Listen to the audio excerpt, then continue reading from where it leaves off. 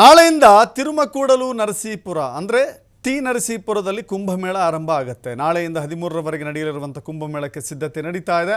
T ನರಸೀಪುರದ Triveni ಸಂಗಮದಲ್ಲಿ ಕುಂಭಮೇಳಕ್ಕೆ ಎಲ್ಲ ರೀತಿಯ ಸಿದ್ಧತೆಗಳನ್ನು ಮಾಡಿಕೊಳ್ಳಲಾಗಿದೆ.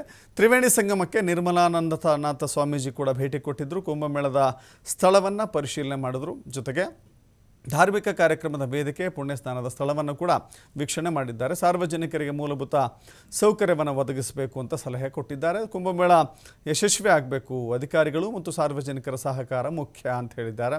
ಯಾವುದೇ ಲೋಪದೋಷ ಆಗದ ರೀತಿಯಲ್ಲಿ ಕ್ರಮ ವಹಿಸಬೇಕು ಅಧಿಕಾರಿಗಳಿಗೆ ನಿರ್ಮಲಾನಂದನಾಥ ಸ್ವಾಮೀಜಿ ಸಲಹೆ ಕೊಟ್ಟಿದ್ದಾರೆ.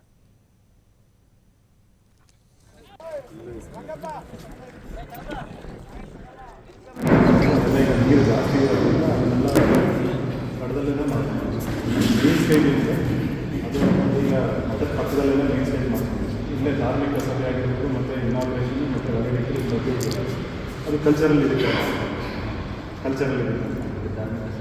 ಅದೆಲ್ಲ ಇಲ್ಲಿ ಮೇನ್ ಸ್ಟೇಜ್ ಇದೆ. ಒಂದು 5,000 to 10,000 ಜನ ಅಷ್ಟು ಕೂತ್ಕೋಬೇಕು. ಅಷ್ಟು ಈಗ ಕ್ಲೀನ್ ಮಾಡ್ಕೊಂಡು ನಿಯಮ ಪ್ರಕಾರ ಅದೇ ಮಾತಾಡ್ತಾರೆ ಇರಲಿ.